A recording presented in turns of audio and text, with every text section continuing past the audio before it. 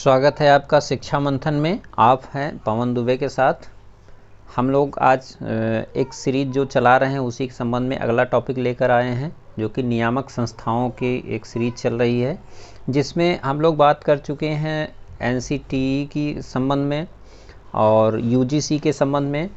और इसी कड़ी में अगला जो हम लोगों का टॉपिक है आज का वो है एनसीईआरटी, क्योंकि आपकी नियामक संस्थाएं जो हैं इनसे संबंधित प्रश्न विभिन्न प्रकार की परीक्षाओं में पूछे जाते हैं, तो इसलिए ये बहुत ही महत्वपूर्ण टॉपिक है। तो आइए शुरू करते हैं। राष्ट्रीय शैक्षिक अनुसंधान एवं प्रशिक्षण परिषद, जिसको हम इंग्लिश में national council of educational research and training के नाम से जानते हैं, जिसको शॉर्ट फॉर्म में एनसीईआरटी भी कहा जाता है। आइए शुरुआत करते हैं। मूल रूप से यदि हम देखते हैं तो इसकी स्थापना 1 अप्रैल 1961 में की गई थी। कब की गई थी? 1 अप्रैल 1961 में। और ये जब स्थापित किया गया था संस्थान, तो इसके पहले कुछ संस्थाएं संचालित थी। ये निम्न संस्थाओं को मिला करके इसकी स्थापना की गई थी, और ये संस्थाएं क्या थी? पूर्व में स्थापित थी। तो कौन कौन सी ऐसी संस्थाएं थी जिनका नाम भी हम लोग जान लें, थोड़ा सा ये आवश्यक है जानना इसको।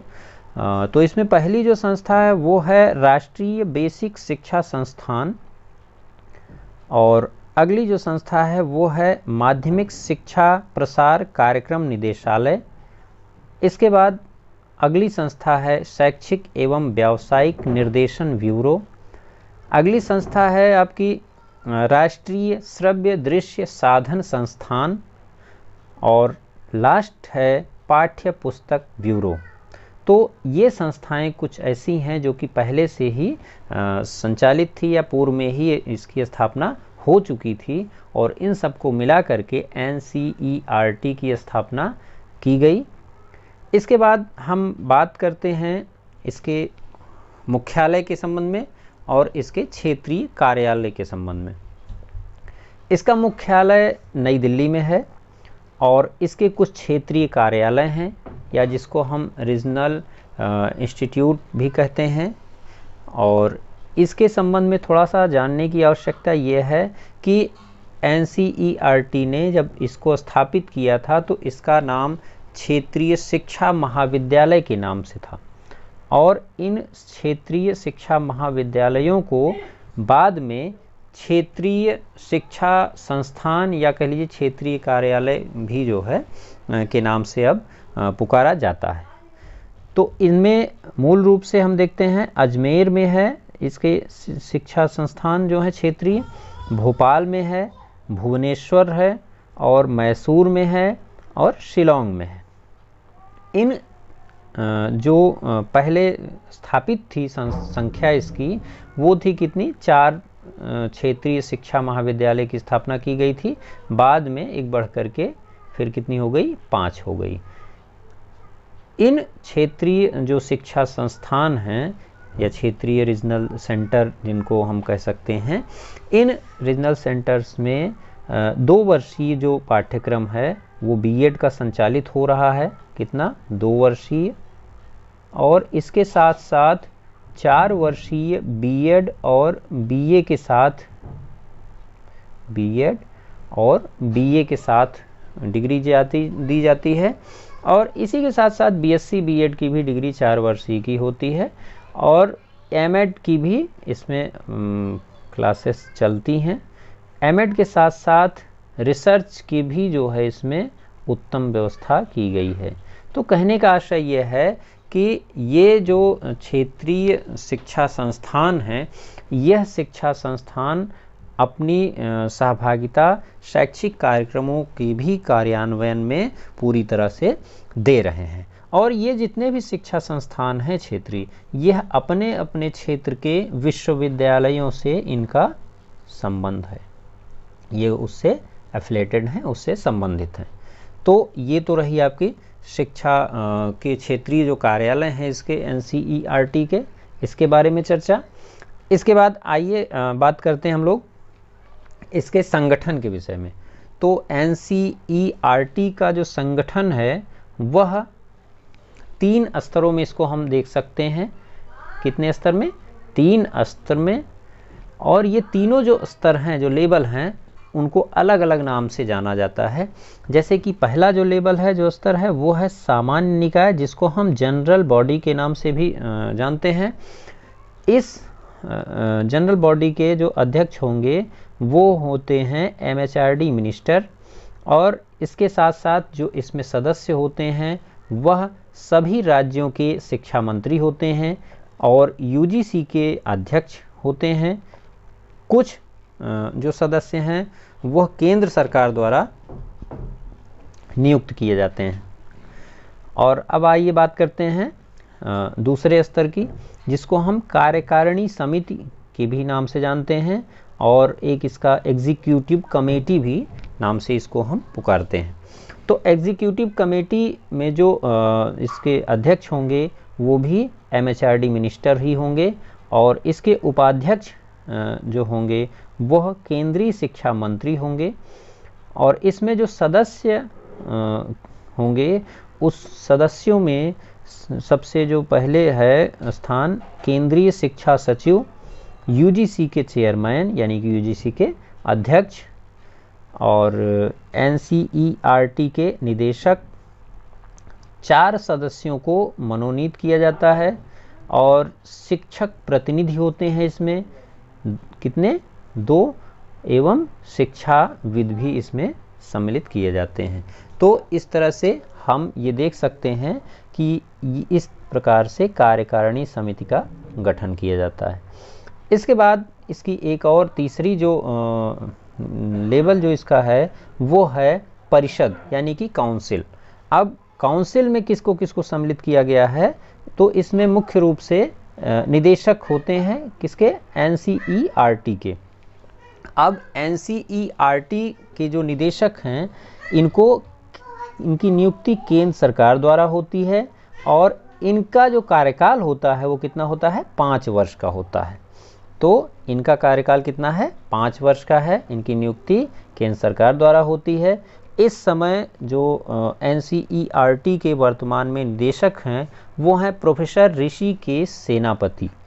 प्रोफेसर ऋषिकेश सेनापति इस समय वर्तमान में निदेशक।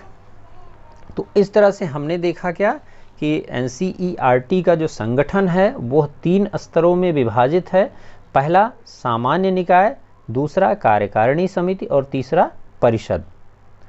आइए इसके बाद हम लोग देखते हैं कि NCERT के स्थापना के उद्देश्य क्या हैं और उसके कार्य क्या क्या हैं, किस लिए, किस उद्देश्य से इसकी स्थापना की गई है, आखिर किस क्षेत्र में इसका सर्वाधिक योगदान है।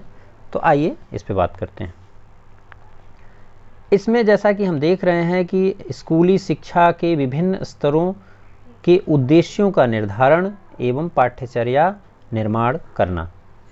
तो यहाँ पर सबसे जो महत्वपूर्ण बात है वो ये है कि NCERT की जब स्थापना हुई तो उसमें सबसे जो इसका मुख्य क्षेत्र था वह स्कूली शिक्षा था। स्कूली शिक्षा से आशय यह है कि प्री प्राइमरी से लेकर के या प्राइमरी एजुकेशन से लेकर के माध्यमिक शिक्षा के स्तर तक की देखभाल पूर्ण रूप से इसकी जिम्मेदारी मानी गई। अब ये क्या है कि इसमें इसने विभिन्न प्रकार के स्तरों के अनुरूप जो भी उद्देश्य निर्धारित करने की जिम्मेदारी है वो, और उसके साथ साथ पाठ्यचर्या यानी कि करिकुलम का भी निर्माण करना इसकी महत्वपूर्ण एक कह लीजिए जिम्मेदारी है, इसका कार्य है, और इसी उद्देश्य से इसकी स्थापना की गई थी। इसके बाद अगला जो है पॉइंट वो है स्कूली शिक्षा के क्षेत्र में अनुसंधान को बढ़ावा देना एवं उसका समन्वित विकास करना या इसको समन्वय करना भी इसका एक कार्य है। नेक्स्ट पॉइंट जो है वो है मॉडल पाठ्यपुस्तकों को तैयार करना एवं उनका प्रकाशन करना या इनको प्रकाशित करना इसका एक प्रमुख कार्य है। अगला जो इसका कार्य है वो है शैक्षिक किट, मल्टीमीडिया, डिजिटल आदि को विकसित करना। नेक्स्ट पॉइंट जो है वो है शिक्षकों का प्रशिक्षण एवं अभिनव कार्यक्रमों का आयोजन करना। शिक्षकों का प्रशिक्षण से इसमें थोड़ा सा समझने की आवश्यकता यह है कि शिक्षकों के प्रशिक्षण में 2 प्रशिक्षण आ जाते हैं। एक होता है सेवा पूर्व प्रशिक्षण और एक होता है सेवाकालीन प्रशिक्षण। तो ये दोनों प्रशिक्षण को देना इसका एक महत्वपूर्ण कार्य माना गया है। और इसके साथ साथ अभिनव पाठ्यक्रमों यानी कि रिफ्रेशर कोर्स जो होते हैं उनको भी समय समय पर ऑर्गेनाइज कराना, उसको संचालित करना इसका प्रमुख कार्य के रूप में हम देख सकते हैं। अब इसके बाद आइए देखते हैं इसका अगला कार्य कौन सा है। तो नेक्स्ट जो है वो है राज्य शैक्षिक विभागों, विश्वविद्यालयों एवं अन्य शैक्षिक संस्थानों में नई शैक्षिक तकनीकी का विकास करना। यानी कि जितने भी शिक्षा संस्थान हैं उनमें जो न्यू टेक्नोलॉजी डेवलप हो रही है उसमें सहयोग करना और उसके विकास को एक नई दिशा प्रदान करना भी इसका एक प्रमुख कार्य है। नेक्स्ट पॉइंट जो है वो है प्राथमिक शिक्षा के सार्वभौमिक या सार्वभौमिकरण या सार्वभौमिक बनाने के जो लक्ष्य निर्धारित किए गए हैं उनको प्राप्त करने हेतु एक नोडल एजेंसी के रूप में कार्य करना भी इसकी एक महत्वपूर्ण जिम्मेदारी है या इसका ये भी एक महत्वपूर्ण कार्य है। नेक्स्ट पॉइंट, प्रौढ़ शिक्षा एवं जनसंख्या शिक्षा कार्यक्रम हेतु तकनीकी सहयोग प्रदान करना, ये भी इसका एक कार्य है। इसके साथ साथ प्रतिभा खोज जो कि राष्ट्रीय स्तर पर परीक्षा संपन्न कराई जाती है और इसी के साथ जवाहर नवोदय विद्यालय प्रवेश परीक्षा का भी आयोजन करना इसकी एक महत्वपूर्ण जिम्मेदारी है।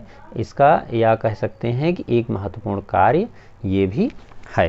तो इस तरह से हम देख सकते हैं कि जो स्कूली शिक्षा है उस क्षेत्र में NCERT एक अपना बहुत ही महत्वपूर्ण रोल अदा कर रही है और यह इस शिक्षा को उत्तरोत्तर एक निश्चित आयाम दे रही है और इसका विकास कर रही है।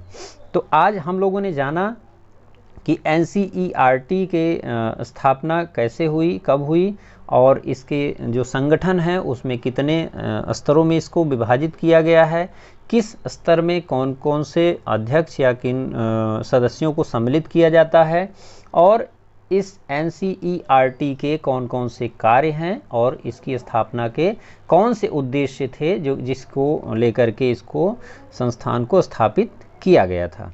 तो ये आपका कुछ महत्वपूर्ण बिंदु था। आप बने रहे शिक्षा मंथन में, इसके लिए आपको बहुत बहुत धन्यवाद और उम्मीद है कि ये टॉपिक आपको पसंद आया होगा। अगर फिर भी समझने में कोई समस्या हो तो आप कमेंट करके हमसे आप पूछ सकते हैं। इसी तरह से बने रहिए शिक्षा मंथन में पवन दुबे के साथ। बहुत बहुत धन्यवाद आपको।